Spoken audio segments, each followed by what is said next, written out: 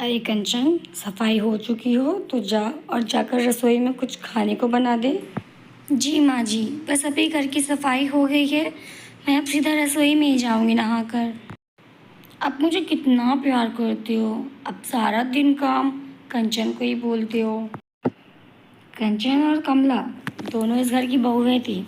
कंचन छोटी थी और कमला बड़ी थी। कमला ने दहेज में एसी और फ्रिज लाया था, जिसकी वजह से उसकी सास ने उसे सर पर बैठा कर रखा था। कंचन की शादी को अभी 5 से 6 साल हो चुके थे और कमला की शादी को अभी 1 हफ्ते हुए थे। लेकिन इन 1 हफ्तों में कंचन को जो प्यार कभी ना मिला 6 सालों में, वो प्यार 1 हफ्तों में कमला ने पाया अपनी सास से। माँ जी, खाना बना दिया है मैंने, अगर आपको भूख लगी हो तो मैं खाना टेबल पर रख दूँ। क्यों बहू, चले खाना खाने, तुझे भूख लगी? नहीं माँ, अभी तो मुझे चाय पीने का दिल कर रहा है।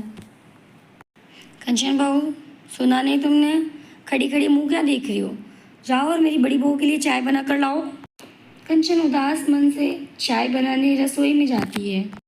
कुछ दिन सब कुछ ऐसे ही चलता रहा और एक दिन, अरे मेरी बड़ी बहू ने तो दहेज में एसी लाकर मुझे धन्य कर दिया है। इन एसी में नींद तो बड़ी अच्छी आती है। आज फिर से ये बुढ़िया मेरे कमरे में लेट गई, इसने मुझे तंग करके रख दिया है। आए दिन मेरे कमरे में एसी की मज़े लेती है और मैं, बस अब बहुत हुआ, आज मैं इन्हें नहीं छोड़ूंगी। माँ जी, आपका ये कोई तरीका नहीं है, आप आए दिन मेरे कमरे में आकर लेट जाते हो। अरे मेरे पापा ने मुझे एसी दी है तो मैं उसके मज़े उठाऊंगी, आप नहीं। मेरे पापा ने दहेज मुझे दिया है, आपको ये बात समझ जानी चाहिए माँ जी। अरे बहू, ये तो क्या बोल रही है, तू नींद में है क्या बहू? क्या नींद में हूँ? नींद आपकी वजह से आती भी है। अरे आपकी औकात नहीं है, जब आपकी हैसियत नहीं है एसी लेने की तो एसी में रहने की क्यों है? दीदी आप पढ़ी, इसका मतलब ये नहीं कि आप माँ जी के साथ बदतमीजी करेंगी। तो टके की तू और तेरी ये सास, तुम दोनों मुझे तमीज़ सिखाओगे।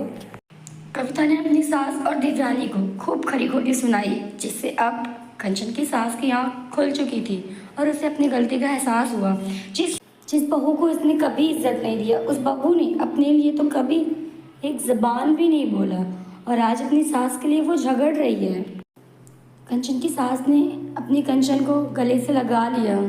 दोस्तों, यही सच्चाई है, किसी की बहू अपनी सास को अपने दहेज में लाए हुए सामान इस्तेमाल नहीं करने देती। आपको खुद पता होगा ये बात।